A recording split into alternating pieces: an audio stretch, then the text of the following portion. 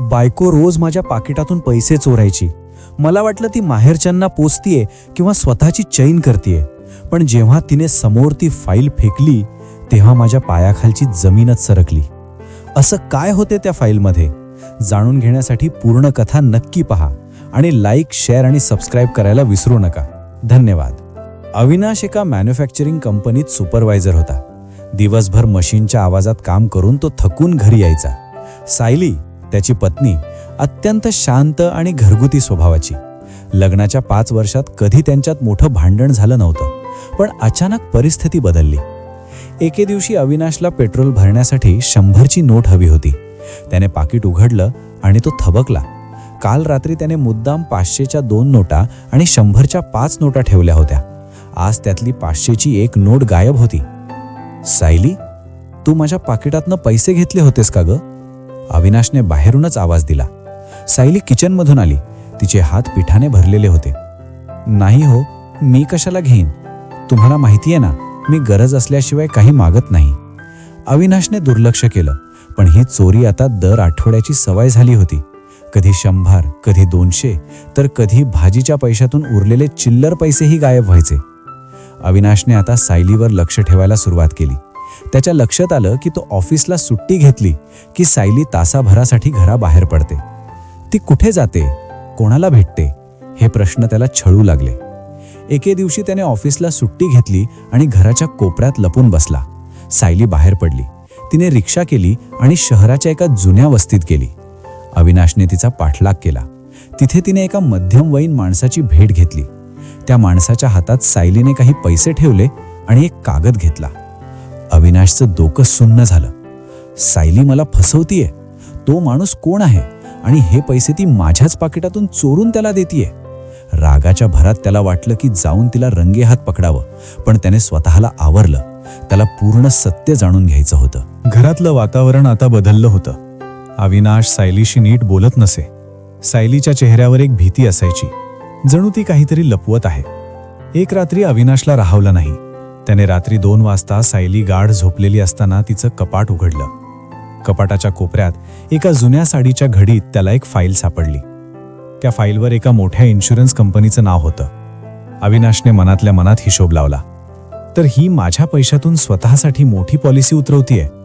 उद्या जर मला काही झालं तर ही आरामात जगेल. एवढी स्वार्थी कशी असू शकते ही मुलगी? दुसऱ्या दिवशी सायली घरी असताना अविनाशने ती फाईल हॉलमध्ये सोफ्यावर फेकली. बस झाली तुझी ही नाटकं. सायली, मी तुला रंगे हात पकडले.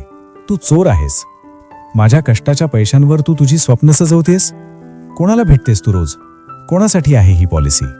सायली थरथर कापू लागली. तिने काहीच उत्तर दिलं नाही, फक्त रडत राहिली. तिचा अवतार पाहून अविनाशचा राग अजून वाढला. बोल, गप्प का आहेस? की तुझ्या त्या बाहेरच्या माणसाने तुला गप्प बसायला सांगितलंय? हे ऐकताच सायलीने जोरात ओरडून म्हटलं, पुरे झालं अविनाश, आता एक शब्दही पुढे बोलू नका. तिने रडत रडत फाईल उघडली आणि त्यातली कागदपत्रे अविनाशच्या हातात कोंबली. बघा ही कागदपत्रे. बघा कोणाचं नाव आहे यावर. अविनाशने पाहिलं, ती पॉलिसी सायलीच्या नावे नव्हती. ती पॉलिसी अविनाशच्या वडिलांच्या, बाबांच्या नावे होती. पण त्यात एक मोठा ट्विस्ट होता. ती साधी लाईफ इन्शुरन्स पॉलिसी नव्हती, तर ती एक गंभीर आजार संरक्षण, क्रिटिकल इलनेस कव्हर पॉलिसी होती. अविनाश, सायली हुंदके देत बोलू लागली. 6 महिन्यापूर्वी जेव्हा बाबांना चेकअपसाठी नेलं होतं तेव्हा डॉक्टरांनी मला बाजूला बोलावून सांगितलं होतं की बाबांच्या हृदयाची स्थिती चांगली नाही. त्यांना कधीही शस्त्रक्रिया लागू शकते आणि त्याचा खर्च 5 ते 6 लाख रुपये येईल. अविनाश सुन्न होऊन ऐकत होता. मला ठाऊक होतं, जर मी तुम्हाला हे सांगितलं असतं तर तुम्ही काळजीने अर्धे झाला असतात. आधीच घराचं कर्ज आणि तुझा कमी पगार यामुळे तू तणावात होतास. मी ठरवलं की मी तुम्हाला हे सांगणार नाही. मी त्या एजंटला भेटले. त्याने सांगितलं की जर आपण दरमहा मोठा हप्ता भरला तर बाबांच्या उपचाराचा पूर्ण खर्च कंपनी करेल. सायलीने अविनाशचा हात धरला. माझ्याकडे पैसे नव्हते. मी माझ्या माहेरून मिळालेले दागिने हळूहळू विकले आणि जे काही कमी पडायचे ते तुमच्या पाकिटातून चोरले. हो, मी चोर आहे. पण मी हे पैसे स्वतःच्या साड्यांसाठी किंवा दागिन्यांसाठी नाही, तर तुमच्या वडिलांचे प्राण वाचवण्यासाठी चोरले. मला वाटलं नव्हतं की तुम्ही माझ्या चारित्र्यावर संशय घ्याल. अविनाशच्या हातातून ती फाईल गळून पडली. त्याला स्वतःचीच घृणा वाटू लागली. ज्या माऊलीने त्याच्या घराचा पाया भक्कम करण्यासाठी स्वतःची अब्रू आणि सन्मान पणाला लावला, तिला त्याने चोरटी म्हटलं होतं. तो सायलीच्या पायाशी बसला आणि ढसाढसा रडू लागला. पण सायलीने त्याला उठवलं नाही. ती फक्त खिडकीबाहेर बघत राहिली. आपण समाजाला मध्यमवर्गीय म्हणतो, पण खरा मध्यम वर्ग हा पैशाने नाही तर विचारांनी असतो. अविनाशने पैशांचा हिशोब लावला, पण सायलीने विश्वासाचा आणि कर्तव्याचा हिशोब लावला होता. आज अविनाशचे बाबा सुरक्षित होते, पण सायलीच्या मनात अविनाशबद्दल असलेला तो जुना विश्वास मात्र कायमचा चोरी झाला होता. अविनाश त्या रात्री झोपू शकला नाही. सायली खिडकीपाशी शांत उभी होती, पण तिच्या शांततेत हजारो जखमा होत्या. अविनाशला जाणवलं की फक्त सॉरी म्हणून हे पाप धुतलं जाणार नाही. त्याने ठरवलं की आता सायलीचा गमावलेला विश्वास परत मिळवणं हेच त्याच्या आयुष्याचं ध्येय असेल. दुसऱ्या दिवसापासून अविनाश बदलला. त्याने स्वतःच्या गरजा कमी केल्या आणि सायलीला घरकामात मदत करायला सुरुवात केली. पण सायली अजूनही अलिप्त होती. ती कामं करायची, पण तिच्या डोळ्यांतला तो जुना जिव्हाळा हरवला होता. 1 आठवड्यानंतर अविनाशने सायलीला एका ठिकाणी घेऊन जाण्याचं ठरवलं. तो तिला एका अनाथ आश्रमात घेऊन गेला. तिथे त्याने सायलीच्या नावाने एक छोटी ठेव, फिक्स डिपॉझिट पावती तिच्या हातात ठेवली. हे काय आहे अविनाश? सायलीने आश्चर्याने विचारले. अविनाश भावूक होऊन म्हणाला, सायली, तू बाबांच्या आरोग्यासाठी स्वतःला चोर बनवलंस, पण मी मात्र तुला साध्या माणसाची पारखही करू शकलो नाही. हे पैसे मी माझ्या ओव्हरटाईमच्या कामातून साठवले आहेत. हे तुझ्यासाठी आहेत. मला माहितीये पैशाने विश्वास विकत घेता येत नाही, पण मला तुला हे दाखवून द्यायचंय की यापुढे या घरातला प्रत्येक निर्णय, प्रत्येक रुपया तुझा असेल. तू या घराची चोर नाहीस, तर तू या घराची लक्ष्मी आणि रक्षक आहेस. सायलीच्या डोळ्यात पाणी आलं. तिने पाहिलं की अविनाशचे डोळे पश्चातापाने भरलेले होते. त्या डोळ्यात तिला तोच जुना अविनाश दिसत होता, जो तिच्यावर जीवापाड प्रेम करायचा. फक्त परिस्थितीच्या दडपणाखाली तो थोडा भरकटला होता. अविनाश पुढे म्हणाला, सायली, मला माफ नको करू, पण मला एक संधी दे.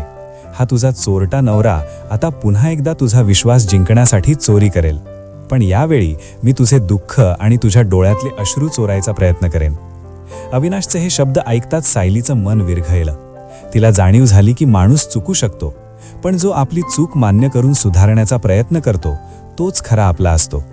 तिने अविनाशचा हात घट्ट धरला. अविनाश, मला फक्त हेच हवं होतं. संशय कोणत्याही नात्याला उधळून लावतो, पण संवाद त्याला पुन्हा जोडू शकतो. आज आपण पुन्हा एकदा शून्यातून सुरुवात करूया, सायली हसून म्हणाली.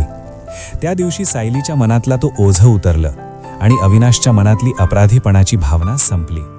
मध्यमवर्गीय संशयावर निस्वार्थी प्रेमाने मात केली होती. संध्याकाळची सोनेरी किरणं त्यांच्या घरावर पडली होती. जणू काही निसर्गही त्यांच्या पुन्हा जुडलेल्या विश्वासाची साक्ष देत होता. नातं हे काचेसारखं असतं म्हणतात, पण जर त्याला प्रेमाची आणि माफीची जोड दिली तर ते काचेपेक्षाही मजबूत होऊ शकतं. अविनाश आणि सायली आता फक्त पती-पत्नी नव्हते, तर ते एकमेकांचे ढाल बनले होते. मित्रांनो, व्हिडिओ आवडला असेल तर लाईक करा, शेअर करा आणि अशाच हृदयस्पर्शी कथांसाठी आपल्या विक्की कथा चॅनलला सबस्क्राईब करायला विसरू नका. भेटूया पुढच्या व्हिडिओमध्ये. धन्यवाद.